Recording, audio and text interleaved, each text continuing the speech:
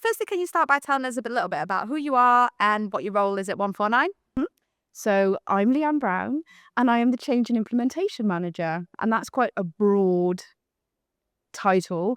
But basically what it means is, as part of the team, the operations team, I'm responsible for seeking out anything that is going to make our lives easier for clients, for financial planners, and for all of the back office staff, so the power planners and the admin. And intelliflo and all of the technology has a lot to do with that. You mentioned about acquiring firms and how you're a consolidator. Do you take into account eAdviser scores of a firm that is an intelliflo customer when you look at Yeah, them? we do. So we have had some companies that we've acquired that have already used intelliflo to varying degrees.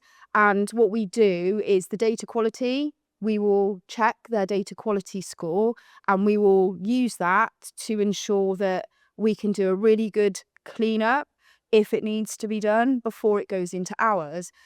Why? Because that makes sure that our data quality score doesn't decrease. You don't get a drop. We don't get a drop. And previously, every time, the first couple of acquisitions that I was involved in back in 2022, we fired the stuff in, we saw a drop immediately. Our data quality score, I think, is about 82 now. And it had been, I want to say, it was in the high 50s, low 60s.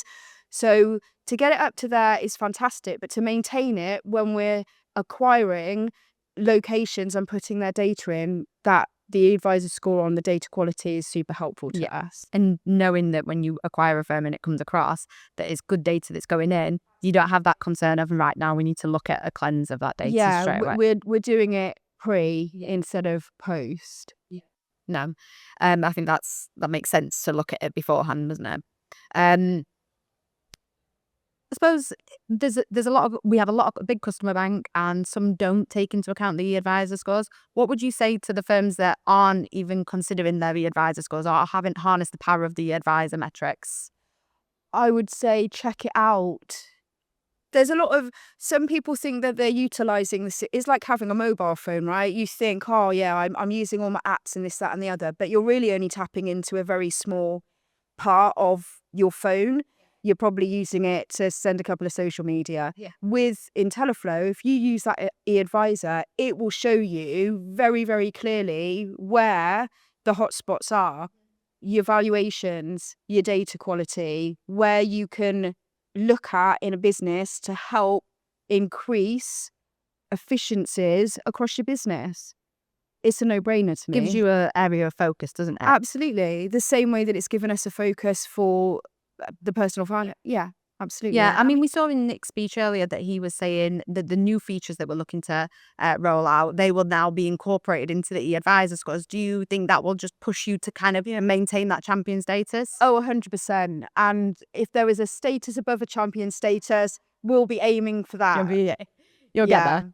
My manager will be looking towards not only maintaining it, but trying to, I mean, I think the top score is 700. Yeah.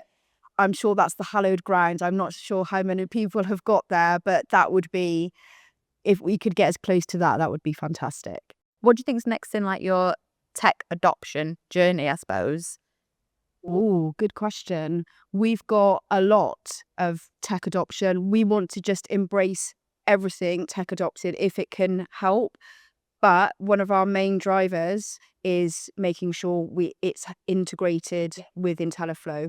There are a lot of good outfits out there, and as part of our internal DD, we will look at them. But our main focus point is That ensuring integration. Yeah, absolutely. Because like you said, it just makes you so much more efficient. It makes us completely efficient, and otherwise you run the risk of essentially running two separate CRMs potentially, depending on what you were looking for a client journey.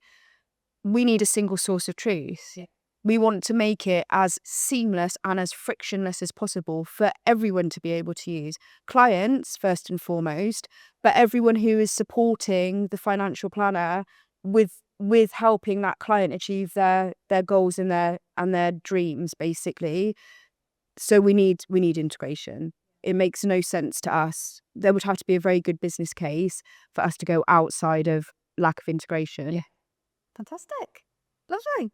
Thank you so much for speaking with me. You're more than welcome. I absolutely love working with you and the team at 149. The way that you adopt and embrace technology just makes my job so much easier. So thank you from very me. much. You're more than welcome.